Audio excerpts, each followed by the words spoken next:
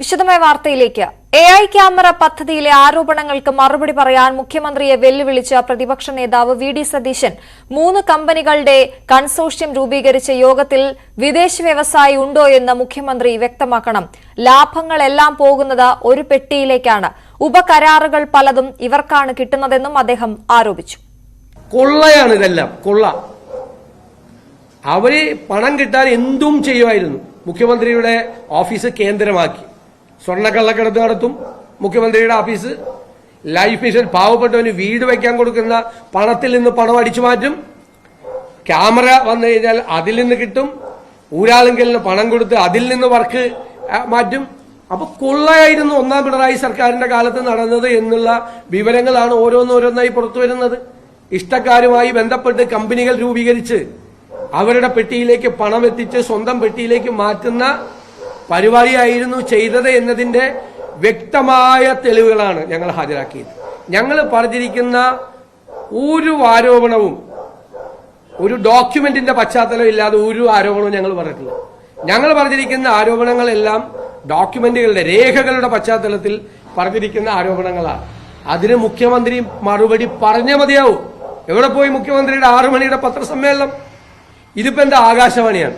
ഞാൻ നേരത്തെ ഒരിക്കൽ പറഞ്ഞു, ആകാശവാണിയാണ്. അങ്ങോട്ട് പറയുള്ളൂ, അങ്ങോട്ട് ചോദിക്കാൻ പാടില്ല. പൊതുസമ്മേളനത്തിൽ പ്രസംഗിക്കും. മുമ്പിലിരിക്കുന്ന പാവപ്പെട്ട സഹാക്കന്മാർക്ക് മുഖ്യമന്ത്രിയോട് ചോദിക്കാൻ പറ്റുമോ? 6 മണിയുടെ പത്രസമ്മേളനം എന്തെങ്കിലും കാര്യമില്ല. കാരണം 50 മിനിറ്റ് അദ്ദേഹം പത്രസമ്മേളനം നടത്തും. 3 ചോദ്യം ചോദിക്കും. 2 ചോദ്യം സ്പോൺസേഡ് ചോദ്യം ഇരിക്കും. 1 ചോദ്യം ചോദിക്കും. അപ്പോഴേക്കും 7 മണിയാവും. ഇതല്ലേ പരിപാടി? അതാണ് ആകാശവാണി എന്ന് ഞാൻ പറയുന്നത്. കേരളത്തിലെ മുഖ്യമന്ത്രി ആകാശവാണിക്ക് സമാനമാണ്. ഇങ്ങോട്ട് മാത്രമേ പറഞ്ഞുകൊണ്ടിരിക്കുള്ളൂ, ഭർത്തു മറുപടിയില്ല. ഇത് പറ്റില്ല. ഉത്തരം പറഞ്ഞേ മതിയാവും. ഗുരുതരമായ ആരോപണങ്ങളാണ്. സംസ്ഥാനത്തിന്റെ പൊതുപണം കൊള്ളയടിച്ചിരിക്കുന്ന കേസാണ്. അത് പറഞ്ഞേ മതിയാവൂ എന്നാണ് ഞങ്ങൾ ആവർത്തിച്ച് ആവശ്യപ്പെടുന്നത്. AI ക്യാമറ പ്രാഥമിക കരാർ നടപടികളിൽ തന്നെ കെൽട്രോൺ വീഴ്ച വരുത്തിയതായി രേഖകൾ. 10 വർഷം പ്രവൃത്തി പരിചയം വേണമെന്നിരിക്കെ 2017 സ്ഥാപിച്ച കമ്പനിക്ക് ടെൻഡറിൽ പങ്കെടുക്കാൻ കെൽട്രോൺ യോഗ്യത നൽകി. 2 രേഖകൾ കൂടി മുൻ പ്രതിപക്ഷ നേതാവ് രമേശ് ചെന്നിത്തല പുറത്തുവിട്ടു. ക്ലിഫ് ഹൌസുമായും സർക്കാരുമായും ബന്ധമുള്ള തട്ടിക്കൂട്ട് കമ്പനികളാണ് അഴിമതിക്ക് പിന്നിലെന്നും രമേശ് ചെന്നിത്തല ആരോപിച്ചു. Tender evaluation pre qualification bid രേഖകൾ കഴിഞ്ഞ ദിവസം കെൽട്രോൺ പുറത്തുവിട്ടിരുന്നു. ടെൻഡറിൽ പങ്കെടുക്കാൻ സുപ്രധാന യോഗ്യതകളിൽ ഒന്ന് 10 വർഷത്തെ പ്രവൃത്തി പരിചയമാണ്. എന്നാൽ 2020 4 വർഷത്തിൽ താഴെ മാത്രം പ്രവൃത്തി പരിചയമുണ്ടായിരുന്ന അക്ഷര ഇന്ത്യ എന്ന കമ്പനിക്ക് കെൽട്രോൺ ടെൻഡറിൽ പങ്കെടുക്കാൻ യോഗ്യത നൽകി. 10 വർഷം പ്രവർത്തന പരിചയമില്ലാത്ത അക്ഷര എന്റർപ്രൈസസ് പ്രൈവറ്റ് ലിമിറ്റഡിന് ടെൻഡർ നടപടികളിൽ എങ്ങനെ ഉൾപ്പെടുത്തി? ഇത് രണ്ടും ഏറ്റവും പ്രധാനപ്പെട്ട കാര്യമാണ്. അപ്പം ടെൻഡറിൽ കൃത്യമായ ഒത്തുകളി നടന്നു.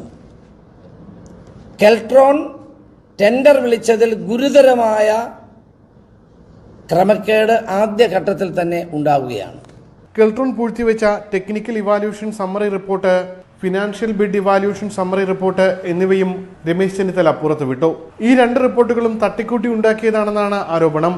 ക്ലിഫ് ഹൌസിലും സർക്കാരിലും ഉന്നത സ്വാധീനമുള്ള 2 കമ്പനികളാണ് തട്ടിപ്പിന് പിന്നിലെന്നും രമേശ് ചെന്നിത്തല. പസാദിയോ എന്ന് പറയുന്ന കമ്പനിയുടെ രാംജിത്തിന് ക്ലിഫ് ഹൗസുമായി നല്ല ബന്ധമുണ്ട്. അതുകൊണ്ട് ഞാൻ ആദ്യത്തെ പത്രസമ്മേളനത്തിൽ തന്നെ പറഞ്ഞ ക്യാമറ രേഖകൾ ഇടിവെട്ടിപ്പോയില്ല എങ്കിൽ ആ ക്യാമറകൾ പരിശോധിച്ചാൽ കാണാൻ കഴിയും. അതുപോലെ തന്നെ ട്രോയ്സ് എന്ന് പറയുന്ന കമ്പനിയുടെ ജിതേഷിന് ശിവശങ്കറേക്കാൾ വലിയ ബന്ധമുണ്ട് ഭരണത്തിൽ. അതെന്താണെന്ന് നിങ്ങളോടൊക്കെ ഒന്ന് കണ്ടുപിടിക്കാം. ഞാൻ മാത്രം പോരാ. കഷ്ടിച്ച് 100 കോടിക്കകത്ത് ചെയ്യാൻ കഴിയുമായിരുന്ന പദ്ധതിയാണ് 232 കോടിയിൽ എത്തിച്ചതെന്നും ചെന്നിത്തല ആരോപിച്ചു. 2ാം പിണറായി സർക്കാരിന്റെ 2ാം വാർഷിക ദിനമായ മെയ് 20 UDF സെക്രട്ടേറിയറ്റ് വളയൽ സമരം നടത്തും. പക്ഷെ ഇതുപോലൊരു നശിച്ച ഭരണം കേരളത്തിലെ ജനങ്ങൾ ഇതുവരെ കണ്ടിട്ടില്ല. അങ്ങനെയുള്ള ഈ സർക്കാരിന്റെ ഈ തരത്തിലുള്ള ഈ 2ാം വാർഷികം, അത് ശരിക്കും ഈ പറഞ്ഞ കാര്യങ്ങൾ ഞങ്ങൾ കുറ്റപത്രം ജനങ്ങളുടെ മുമ്പിൽ സമർപ്പിച്ചുകൊണ്ട് ഈ സർക്കാരിനെതിരായിട്ടുള്ള ജനങ്ങളുടെ പ്രതിഷേധം മെയ് 20-ാം തീയതി നടത്താൻ തീരുമാനിച്ചിരിക്കണം. AI ക്യാമറ അഴിമതിയിൽ ജുഡീഷ്യൽ അന്വേഷണം വേണമെന്ന് പ്രതിപക്ഷം ആവർത്തിച്ചു. ന്യൂസ് 18 തിരുവനന്തപുരം. മുഖ്യമന്ത്രിക്കെതിരെ ഗുരുതര ആരോപണവുമായി ശോഭ സുരേന്ദ്രൻ. AI ക്യാമറ ഇടപാടിൽ മുഖ്യമന്ത്രിയുടെ മകന്റെ ഭാര്യാപിതാവിന് ബന്ധമെന്ന ശോഭ സുരേന്ദ്രൻ. മുഖ്യമന്ത്രിക്കും മകൾക്കും ഇഷ്ടപ്പെട്ടവർ കരാറുകൾ നേടുന്നു. ബിനാമി പേരിൽ പ്രകാശ് ബാബു ടെൻഡർ നേടിയെന്നും ശോഭാ സുരേന്ദ്രൻ ആരോപിച്ചു. കണ്ണൂർക്കാരനായ മുഖ്യമന്ത്രിയുടെ മകന്റെ അമ്മായി അച്ഛനാണ് മിസ്റ്റർ പ്രകാശ് ബാബു. അപ്പൊ പ്രകാശ് ബാബുവിനാണ് ഈ ക്യാമറയുടെ ടെൻഡർ ബിനാമി പേരിൽ നൽകിയിട്ടുള്ളത്. ഫിസിക്കലായി പ്രകാശ് ബാബു ടെൻഡറിന് ഹാജരാകുന്നില്ല. വീഡിയോ കോൺഫറൻസിംഗിലൂടെ പ്രകാശ് ബാബുവിന്റെ വളരെ വേണ്ടപ്പെട്ടയാൾ ഇതിനുവേണ്ടി ഹാജരാകുന്നു, ഈ ടെൻഡർ വിളിക്കുന്നു. അപ്പൊ കേരളത്തിന്റെ ബഹുമാനപ്പെട്ട മുഖ്യമന്ത്രി പറയണം, എന്തടിസ്ഥാനത്തിലാണ്, എന്ത് മാനദണ്ഡത്തിന്റെ അടിസ്ഥാനത്തിലാണ് മകന്റെ അമ്മായി അച്ഛനായിട്ടുള്ള പ്രകാശ് ബാബുവിന്റെ ബിനാമിയിലൂടെ ഈ ക്യാമറ ടെൻഡർ നൽകിയിട്ടുള്ളത്? 7 വർഷത്തെ ഗവേഷണ ഫലമാണ് കേരള സ്റ്റോറി സിനിമ എന്ന സംവിധായകൻ സുദീപ് തോസൻ. തീവ്രവാദത്തെപ്പറ്റി പറഞ്ഞാൽ അത് ഇസ്ലാമോഫോബിയോ അല്ല. സിനിമാ ചിത്രീകരണം വെല്ലുവിളിയായിരുന്നു. ഷൂട്ടിങ്ങിനിടെ സിനിമാ സംഘത്തിന് നേരെ ആക്രമണമുണ്ടായി.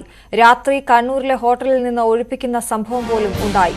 ചിത്രത്തിലെ ഓരോ സീനും വാസ്തവമാണെന്നും സുദീപ് തോസൻ ന്യൂസ് 18നോട് വ്യക്തമാക്കി.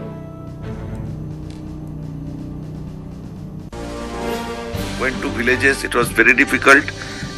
Even our hotel room the hotel we were in Kannur, it's been attacked, and in the middle of the night we are asked to leave the place within a couple of hours. So we ran away from the hotel. After walking almost 3.5 kilometers, we crossed the border of Kannur, and the police from the bordering district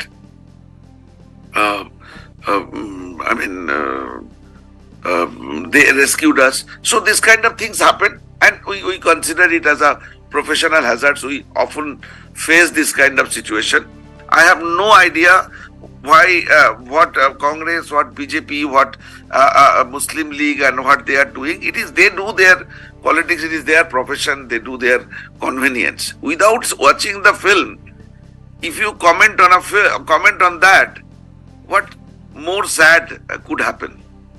My dear Keralites, my dear Malayali speaking friends, please watch the film, and if there is any argument you have, any discussion you have, I am here in the film industry for more than 25 years. Every scene shown in the film are being supported by document. Our film was stuck in censor board for 2 months, and finally we got the censor certificate. So we are sure that it is all proof, Kerala story cinema മുസ്ലിങ്ങൾക്കെതിരല്ലെന്ന നിർമ്മാതാവ് Vipul Shah. Cinema കണ്ടാൽ വിവാദം തീരും. കേരളം മോശമാണ് എന്ന് cinema പറയുന്നില്ല. തീവ്രവാദത്തിലേക്ക് വലിച്ചിഴക്കപ്പെട്ട പെൺകുട്ടികളുടെ ദുരിതമാണ് cinema പറയുന്നത്. ഇരയാക്കപ്പെട്ട 100-ലധികം പെൺകുട്ടികളെ നേരിൽ കണ്ടു. ചിത്രത്തിൽ അഭിനയിക്കാൻ പലരും തയ്യാറായില്ല. VS അച്യുതാനന്ദന്റെ പ്രതികരണം സിനിമ നിർമ്മിക്കാൻ പ്രചോദനമായെന്നും ചിത്രത്തിന്റെ നിർമ്മാതാവ് വിപുൽ ഷാ ന്യൂസ് 18നോട് പറഞ്ഞു.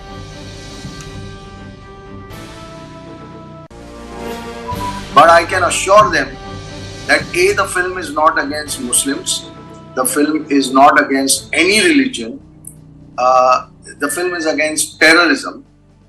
And after watching this film, they will not find it objectionable at all.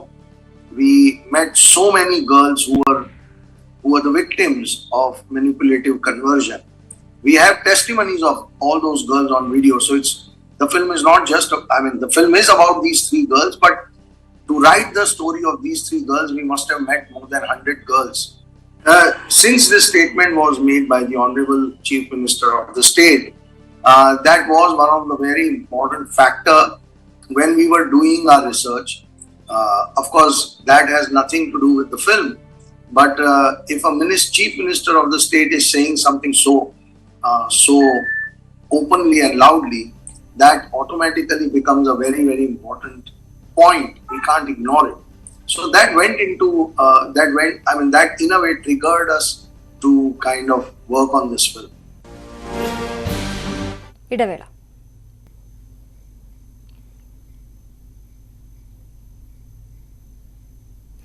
ഇനി എത്ര ഇരകൾ?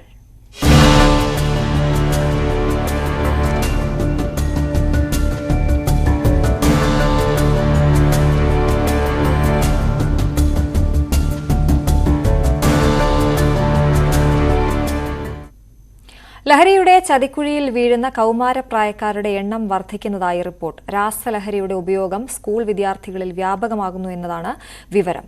ഗ്രാമ നഗര ഭേദമില്ലാതെയുള്ള ലഹരി ഉപയോഗത്തെക്കുറിച്ച് സമൂഹവും മാതാപിതാക്കളും ആശങ്കയിലാണ്.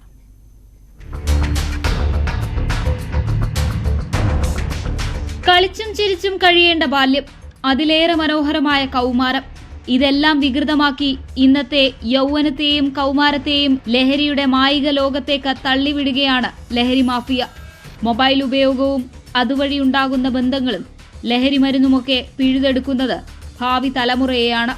ലഹരി ഉപയോഗിച്ചാൽ ഉണ്ടാകുന്ന ശാരീരിക അസ്വസ്ഥതകളും മറ്റു ബുദ്ധിമുട്ടുകളും മനസ്സിലാക്കാനാകാതെ മാതാപിതാക്കൾ വലയുമ്പോൾ പൊലിഞ്ഞു പോകുന്ന ജീവനുകൾക്ക് മുന്നിൽ നിസ്സഹായരായി നോക്കി നിൽക്കാനേ അവർക്ക് കഴിയൂ. ഇപ്പം ലഹരിയുടെ ഉപയോഗം ഭയങ്കരമായിട്ടുണ്ട്. പക്ഷെ അത് ഈ കൊച്ചു കുട്ടികളെ നമ്മൾ എങ്ങനെ പറഞ്ഞ് മനസ്സിലാക്കുമെന്നുള്ള ഒരാശങ്ക മാതാപിതാക്കളുടെ ഇടയിലുണ്ട്. അപ്പം അത് എങ്ങനെ നമ്മൾ തരണം ചെയ്യും, ഇത് ഈ ഒരു സിറ്റുവേഷനിൽ എങ്ങനെ തരണം ചെയ്ത് മുന്നോട്ട് പോകുമെന്നുള്ള ഒരു ആശങ്ക നമ്മുടെ എല്ലാം ഉണ്ട്. നമ്മൾ ഈ കൊച്ചു കുട്ടികൾ, ഒരു പക്വതയില്ലാത്ത ഈ കുട്ടികളോട് നമ്മൾ എന്ത് പറഞ്ഞാണ് മനസ്സിലാക്കാനുള്ളത്? ഒരാളൊരു മുട്ടായി തന്നാൽ വാങ്ങി കഴിക്കരുത്, അല്ലെങ്കിൽ അവർ എന്തെങ്കിലും വേറെ എന്തെങ്കിലും തന്നാൽ വാങ്ങി കഴിക്കുക. അവരൊരു പരിധിവരെ കേൾക്കും. അത് കഴിഞ്ഞിട്ട് ഈ കുട്ടികൾ ആരെങ്കിലും തന്നാൽ എന്തെങ്കിലുമൊക്കെ വാങ്ങിച്ച് കഴിയും. പിന്നെ അതിനൊക്കെ അഡിക്റ്റ് ആയി പോയി കഴിഞ്ഞാൽ നമുക്കൊന്നും ചെയ്യാൻ പറ്റില്ല. എല്ലാം അറിഞ്ഞിട്ടും അങ്ങേയറ്റം ജാഗ്രത പാലിച്ചിട്ടും പൊലിഞ്ഞു പോകുന്ന ജീവനുകൾ പിടിച്ചു നിർത്താൻ ഭരണകൂടത്തിനെന്നല്ല കുടുംബത്തിന് പോലും ആകുന്നില്ല എന്നതാണ് നമ്മെ ആശങ്കപ്പെടുത്തുന്ന വസ്തുത. സ്കൂളുകളും ജാഗ്രത പാലിക്കണമെന്നാണ് മാതാപിതാക്കൾക്ക് പറയാനുള്ളത്.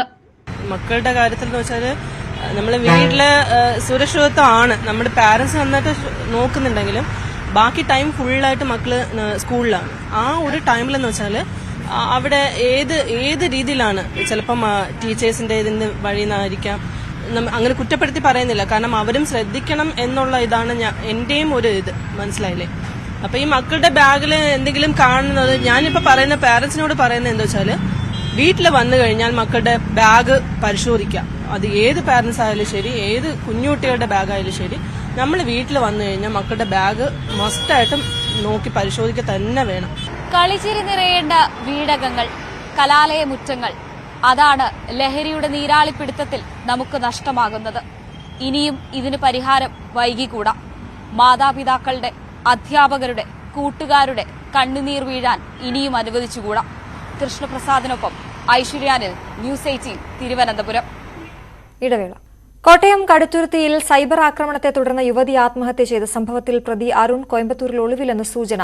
അരുൺ ഫേസ്ബുക്ക് പോസ്റ്റ് ഇട്ടത് കോയമ്പത്തൂരിൽ നിന്നാണെന്ന് അന്വേഷണ സംഘത്തിന് ലഭിച്ചിരിക്കുന്ന വിവരം. ഒരു പെൺകുട്ടിക്കും ഈ സ്ഥിതി ഉണ്ടാകരുതെന്ന് ആതിരയുടെ സഹോദരി ഭർത്താവ് ആശിഷ് ദാസ് IAS പറഞ്ഞു. മറ്റൊരു വിവാഹാലോചന വന്നതാണ് പ്രകോപനത്തിന് കാരണം. ആസൂത്രിതമായാണ് സഹോദരിക്കെതിരെ ഇയാൾ സൈബർ അധിക്ഷേപം നടത്തിയതെന്നും ആശിഷ് ദാസ് പറഞ്ഞു. ഇടവേള.